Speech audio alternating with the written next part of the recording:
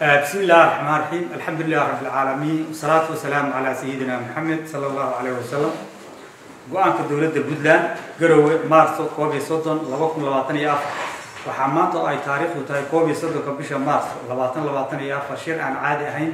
ku yeeshay caasimadda garowe golaha xukuumadda dawladda Puntland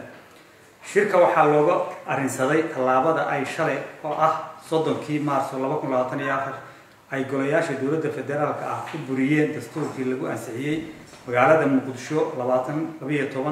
taa bedelkeedana si sharciga baalmarsan loogu meel mariyay dastuur cusub oo laga leeyahay dano gaar ah talaabadaas oo ay dawladda Puntland hore marar badan uga digtay in haddii lagu tilaabsado ay wax u dhimayso midnimada dawladiska iyo wadajirka ummadda Soomaaliyeed dawladda Puntland waxay u aragtaa in go'aankii golayaasha federaalka ay shalay gaareen uu buriyay sharciyadii iyo heshiisyadii ilaalinaysay midnimada dalka ee ku dhisnayd hanaanka federaalka ah dawladda Puntland iyadoo ka duulaysa qodobka 142 ee dastuurka federaalka ku meel gaarka kaas oo dhigaya ilaa inta laga gaarayo koorta dhammaan dastuurada dawladaha xubnaha ka ah dawladda federaalka lagu waafajinayo dastuurka dawladda federaalka maamuladii jiray ka hor inta aan la qaadan dastuurka ku meel gaarka ah waxay sii haysanayaan awoodaha dastuurkoodu siinayo qodobka afraad ee dastuurka dawladda Puntland farqadiisa afraad xarfaha ba iyo ta kuwaas oo dhigaya dawladda Puntland waxa u banaanaanaysa in ay dib u eegto kasimida ahaanshaha dawladda dhexe ee federaalka haddii Soomaalidu ku heshiin weydo qaab dhismeed dawladeed oo aan ka hooseyn nidaamka federaalka ah ayna daba heeraadaan deganaansho la'aanta iyo dagaalada ka aloosan qaybo kale ee Soomaaliya qodobka saddexaad sidoo kale iyadoo la tixraacayo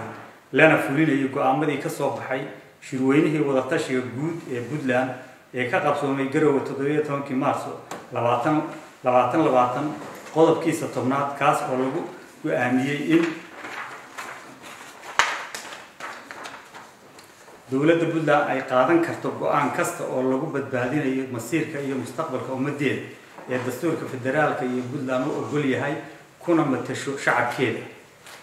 haddaba dawladda Puntland waxay gaartay go'aamadan dawladda Puntland waxay kala noqotay aqoonsigii iyo kalsoonidii hay'adaha dawladda federaalka ah inta laga helayo hanaan dastuur dhameystiran oo Soomaali heshiis ku wada tahay Puntlandna qayb ka tahay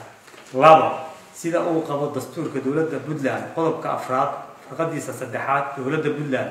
waxay yeelanaysaa awood dawlad dhameystiran oo madax bannaan inta laga helayo hanaan dawladeed oo federaal ah heshiisna lagu yahay lehna dastuur Soomaali heshiis ku tahay afti dadweynaha loo qaaday oo Puntland qayb ka tahay iyadoo la raacayo qodobada aasaasiga ee dastuurka dawladda federaalka ah ee Soomaaliya cutubka qodobka koowaad farqada koowaad iyo labaad ee mabaadi'da aasaasiga ah oo u qoran sida tan waxaa reeban in qof ama qayb ka mid ah bulshada sheegato gobonimada jamhuuriyadda federaalka ah ee Soomaaliyeed ama u adeegsadaan dastuurka si gaar sidaa daraadeed Xasan Sheekh Maxamuud wuxuu buriyay dastuurkii heshiiska lagu ahaa ee lagu doortay laguna dhaariyay haddaba Xasan Sheekh Maxamuud wuxuu lumiyay sharciyadii dastuuriga ahayd ee madaxweynenimo qodobka afraad dawladda Puntland waxay soo dhaweynaysaa wada shaqaynna la yeelanaysaa cid kasta oo aqoonsan kuna dhaqmaysa dastuurkii heshiiska lagu ahaa ee la ansixiyay 1 Agoosto 2012 dawladda Puntland waxay si toos ah uga xaajoonaysaa beesha caalamka iyo hay'adaha caalamiga arrimaheeda la xiriira danaheeda go'aankan golaha xukuumaddu meel mariyay waxaa la horgeeyay golaha wakiilada ee dawladda Puntland wabillahi tawfiiq